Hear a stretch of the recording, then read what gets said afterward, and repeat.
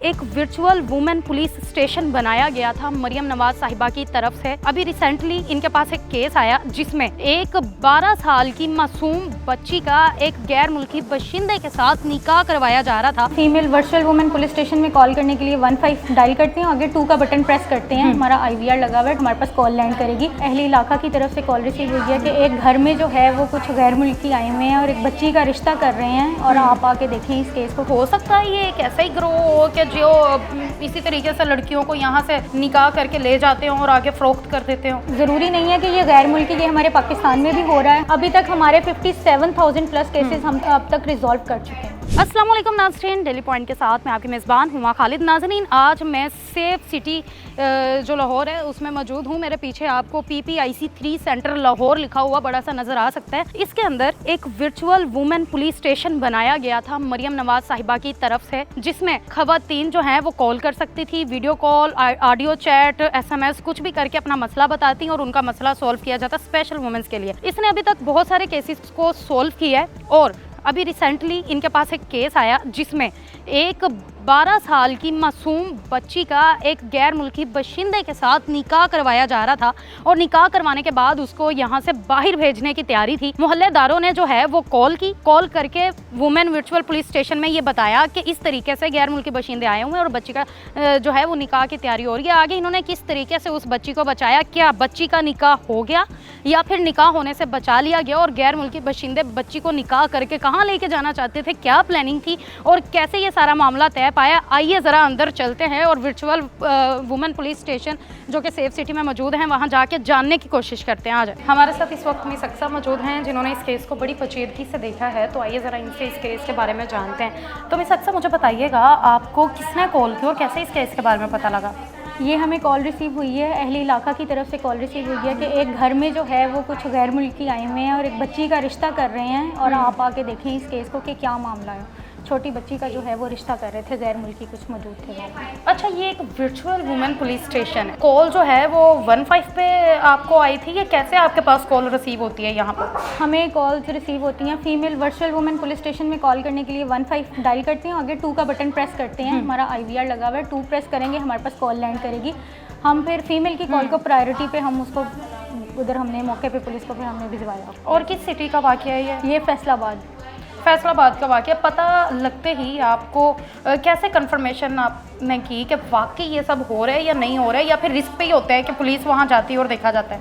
हमें जैसे ही information receive हुई है हमने मुतलका जो थाने में मैसेज पास किया और फौरी तौर पे उन्हें मौका पे पहुंचने का कहा गया। With in short time police वहां पे पहुंची है, उन्होंने जाके हमें बताया जी ऐसा मौजूद है, यहाँ पे लोग मौजूद हैं, मज़ीद हम तफ्तीश करके आपको बताते हैं कि आगे का क्या मामला है। तो जब वहाँ पर पुलिस पहुँची तो देन आपको अगली इन्फॉर्मेशन क्या मिली कि क्या वाकई वहाँ पे कोई निकाह हो रहा था या वैसे कुछ गेस्ट आए हुए थे?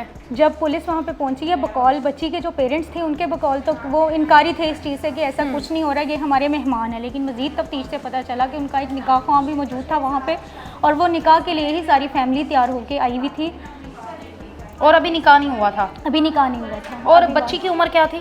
बच्चे की उम्र 14-15 साल। सिर्फ 14-15 साल की बच्ची? जी। बच्ची से बाद में बात की गई, आपने बात की? क्या बच्ची का क्या बयान था कि वो राजी थी या कैसे उसको मनाया गया, क्या मामला हुआ था? जैसे कि बच्ची के वालिदैन भी इनकारी थे और बच्ची को भी इस चीज़ के लिए तैयार किया गया था कि पुलिस के आगे आपने बयान नहीं देना कि ये मेरी शादी हो रही है। बच्ची के बकौल भी ये मेहमान थे, लेकिन तफ्तीश के बाद जो है उन्होंने सारा उनसे उगलवाया कि ये वाकई इधर एक शादी हो रही थी। उसके बाद बच्ची के पेरेंट्स से भी हमने बयान लिया कि आइंदा ये नहीं होगा और हिरासत में लिया गया मुल्ज़िमान को।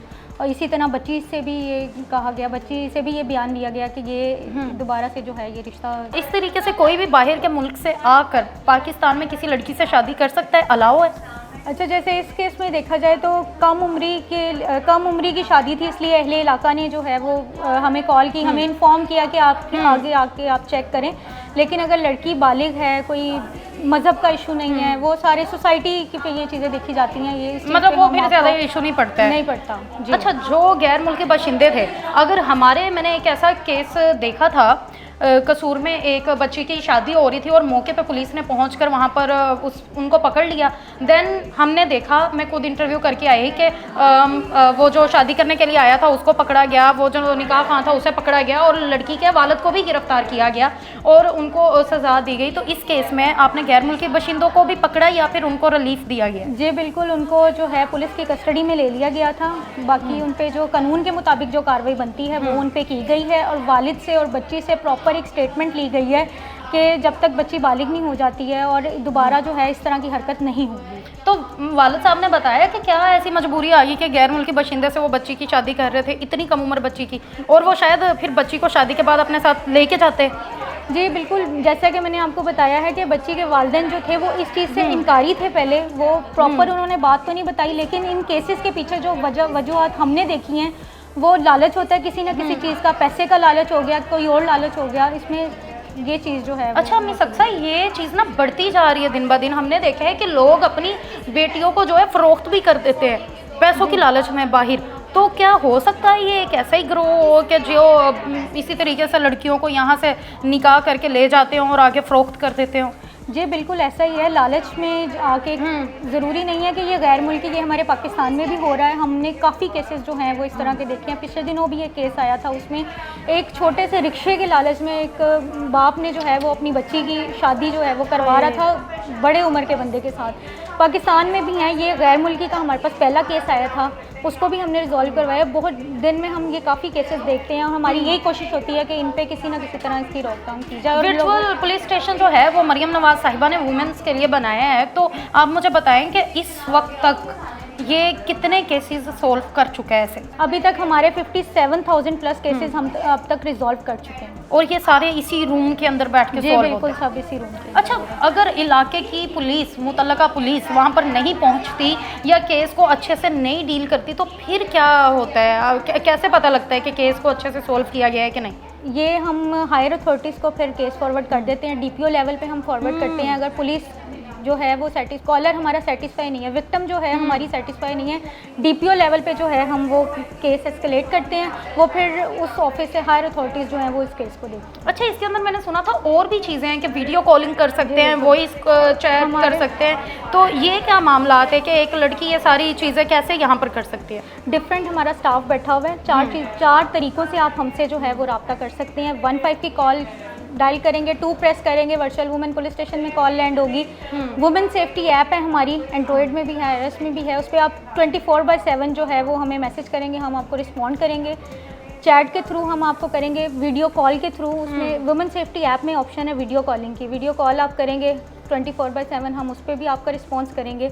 व्हाट्सएप की एक नया फीचर हमारा लॉन्च हुआ है, उसमें आप जो है वो हमें मैसेज करेंगे, हम आपको रिस्पॉन्स करेंगे। अच्छा, एक बड़ा छोटा सा और आखिरी सवाल है कि हमारे ज़्यादातर ऐसे केसेस हमें नज़र आते हैं वो उन इलाकों के, देहाती इलाकों के जो बड़े बैकवर्ड थोड़े लोग होते हैं, तो एक बड़ा मसला होता है कि उन लोगों के पास छोटे मोबाइल होते हैं और उसके अंदर बैलेंस भी नहीं होता।